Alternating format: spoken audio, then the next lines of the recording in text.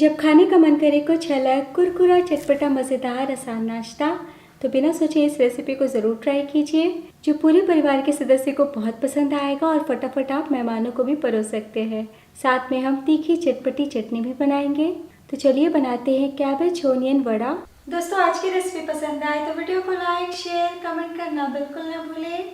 Hello दोस्तों, मैं हूं शामली। चलिए वीडियो शुरू करते हैं। तो झटपट इस मज़ेदार नाश्ते को बनाने के लिए मैंने लिया है छोटे साइज़ की 4 प्याज। तो ध्यान आपको बस इतना देना है कि हमें मीडियम साइज़ या बड़े साइज़ का प्याज नहीं लेना है। प्याज को छील लिया है, धो लिया है और अब हम लंबाई में पतले पतले काट लेते हैं। तो लीजिए, प्याज को लंबाई में काट लिया है। प्याज को ग्राम्स में देखें तो 100 ग्राम्स। और अब एक बोल में डाल दें कटे हुए प्याज। और अब यहाँ पे मैंने लिया है एक छोटा पत्ता गोभी।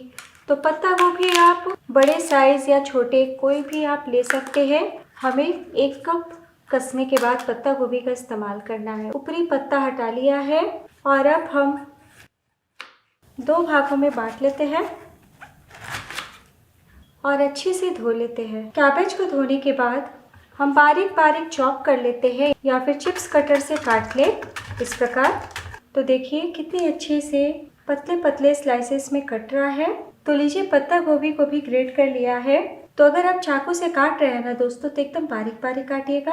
और अब हम प्याज के बोल में डाल देते हैं कटे हुए पत्ता गोभी, लेकिन उससे पहले कुछ सेकंड के लिए प्याज को हल्का सा ना हाथों से रब कर ले, यानी मैश कर ले। तो लीजिए, हर लच्छे अलग अलग हो गए हैं। और अब हम डाल देते हैं प्याज वाले बोल में कसा हुआ पत्ता गोभी। तो कप के नाप से देखें तो 1 कप पत्ता गोभी है, तो पत्ता गोभी को दबाते हुए ही माप करें। और अब हम इसी टाइम डाल देते हैं 3 से 4 कसा हुआ लहसुन। तो लहसुन से बहुत ही बढ़िया टेस्ट आ जाता है, इसलिए थोड़ा सा ज़्यादा मात्रा में डालें।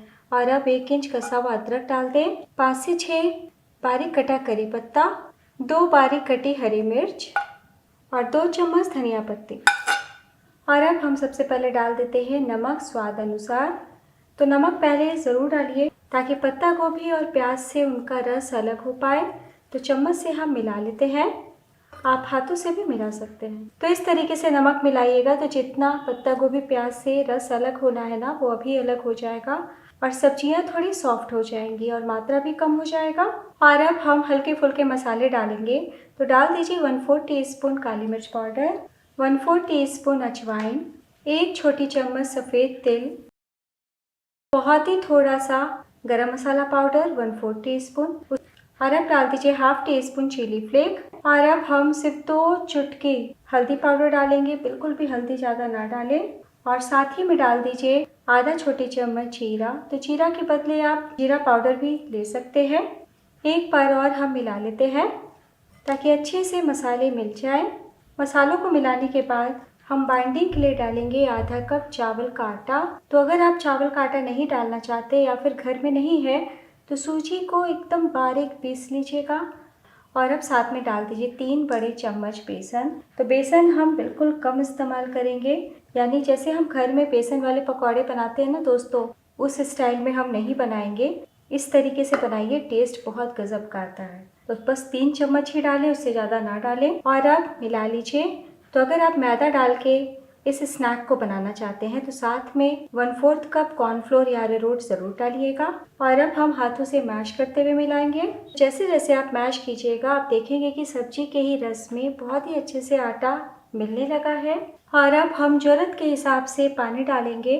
तो पानी 1-1 चम्मच करते हुए डालें, बहुत ही तेज़ी से मिक्स हमारा गीला होता है। तो मैंने अभी 1 चम्मच पानी डाला है और मिलाते हुए हम जैसे रोटियों का डो रहता है ना दोस्तों, बस वैसा ही हमें मिक्स को तैयार करना है।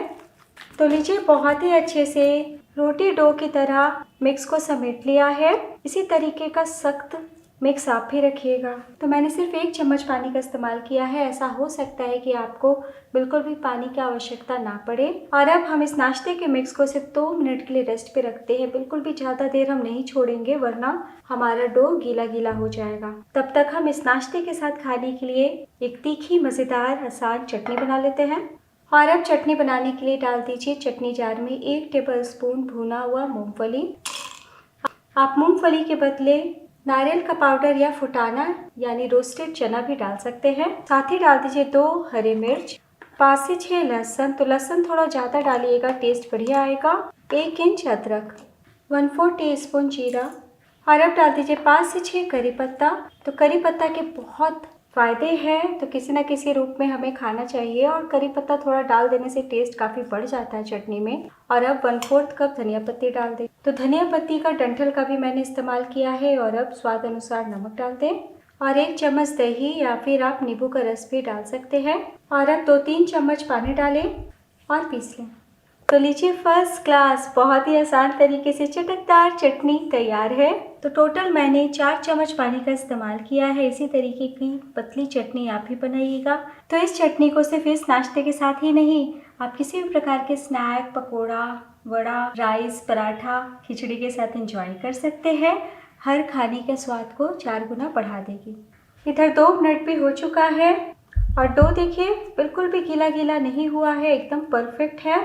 और अब हम नाश्ते को आकार देंगे, तो हाथों में थोड़ा ऑयल लगा लें और 1 बड़ा चम्मच हम मिक्स इस तरीके से हाथ में लेते हैं। तो जिस तरीके से मैंने हाथों में लिया है आपको पता चल रहा होगा, बिल्कुल भी गीला गीला सा नहीं है, कहीं कोई दिक्कत आपको नहीं आएगी। तो देखिए कितने अच्छे से लड्डू जैसा गोल हो गया है। गोल करने के बाद हम हाथों से दाब लेते हैं, यानी दोनों हथेली के बीच रखते हुए हम दाब लेते हैं और इस तरीके से 2 उंगली की सहायता से गोल आकार कर लेंगे। तो आज हम ओनियन कैबेज वड़ा बनाने वाले हैं। तो लीजिए हमने आकार दे दिया है, कितने अच्छे दिख रहे हैं। तो बस इतना ध्यान दीजिएगा कि बहुत मोटे साइज में नहीं बनाइएगा, हम टिक्की जैसा ही बनाएंगे। तो बस एक प्लेट में हम रखते जाते हैं। तो आप पहले से भी इस तरीके से वड़ा बना के रख सकते हैं, बिल्कुल भी पकौड़े जैसा गीला गीला नहीं होगा, बहुत ही आसानी से आप हैंडल कर लेंगे। तो लीजिए हमने सभी नाश्ते को आकार दे दिया है। तो चलिए बिना देर किए हम नाश्ते को पका लेते हैं। तो दोस्तों आप चाहे ना तो एयर फ्रायर में भी बेक कर सकते हैं। तो आज हम शैलो फ्राई करेंगे। तो पैन में मैंने थोड़ा सा ऑयल डाला है, तेल गरम हो चुके हैं। बहुत हुए धार हम गरम नहीं करेंगे, फ्लेम को हम कम कर देते हैं ताकि एक जैसा नाश्ते में कलर आ पाए। तो बस एक एक करके हम अपने ओनियन कैबेज वड़ा को डालते हैं। बहुत सटा के हम नहीं डालेंगे, 2 बैचेस में फ्राई करेंगे। तो देखिए बिल्कुल भी नहीं चिपके हैं, कितनी आसानी से हाथों पे आ गया। नाश्ता डालने के बाद फ्लेम को थोड़ा बढ़ा दीजिए, यानी लो टू मीडियम कर दें और इसी तरीके से 2 से 3 मिनट तक पकने दें। उसके बाद हम पलटी करेंगे। तो लीजिए 2 मिनट तक फ्राई कर लिया है। जब लाइट गोल्डन कलर आपको दिखने लगे ना, तभी पलटी कीजिएगा। तो आहिस्ता आहिस्ता पकेंगे ना, तो कलर भी नाश्ते का बढ़िया आएगा और अंदर तक पकेंगे तभी कुरकुरा बनेगा और टेस्टी लगेगा। तो लीजिए हमने उलट लिया है। तो बस इसी तरीके से हम लो टू मीडियम फ्लेम पे 2 से 3 मिनट और फ्राई कर लेते हैं। अगर आपको आंच तेज लगे ना तो फ्लेम को लो भी कर सकते हैं। सबसे अच्छी बात ये स्नैक बिल्कुल भी ऑयली नहीं होता है। तो लीजिए बहुत ही अच्छे से दूसरी तरफ से भी फ्राई हो गए हैं। आप देख सकते हैं कितना मज़ेदार दिख रहा है और कितना प्यारा कलर आया है और बहुत ही ज़्यादा क्रंची बने हैं। तो बस हम एक एक करके ऑयल से निकाल लेते हैं। तो बिना सोचे एक बार ज़रूर ट्राई कीजिएगा दोस्तों, सभी को बहुत ही ज़्यादा पसंद आएगा। आपने देखा बनाना कितना आसान है। प्लेट में निकाल लेते हैं और इसी तरीके से हम लो टू मीडियम फ्लेम पे सेकंड बैच बना लेंगे। तो देखिए कितना बढ़िया दिख रहा है, देख के खाने का मन कर रहा है। तो चलिए हम गर्मा गर्म सर्व कर लेते हैं। लीजिए दोस्तों तैयार है बहुत ही मज़ेदार कुरकुरा आसान नाश्ता, जिसे बनाना भी आसान है और खा के आपको लगेगा हाँ आज कुछ अलग खाया है। तो घर में पत्ता गोभी हो तो बच्चे खाना पसंद नहीं करते, लेकिन इस तरीके से आप पत्ता गोभी से स्नैक बनाएंगे ना तो बच्चे तो खाएंगे ही, मेहमानों को भी बहुत भाएगा।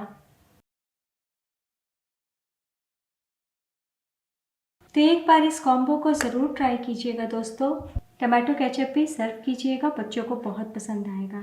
तो आज की रेसिपी ज़रा भी पसंद आई हो तो प्लीज़ अपना कीमती लाइक ज़रूर दीजिएगा। आपके शहर से मेरी रेसिपी देख रहे हैं ये भी बताइएगा। और अब मैं आपको दिखाती हूँ कि बने हुए 15 से 20 मिनट हो चुका है, लेकिन देखिए आप कितने क्रिस्पी है। तोड़ के दिखाती हूँ, देखिए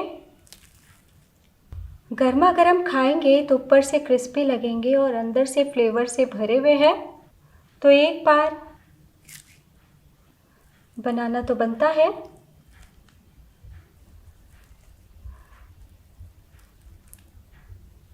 कैसा बना ये ज़रूर बताइएगा।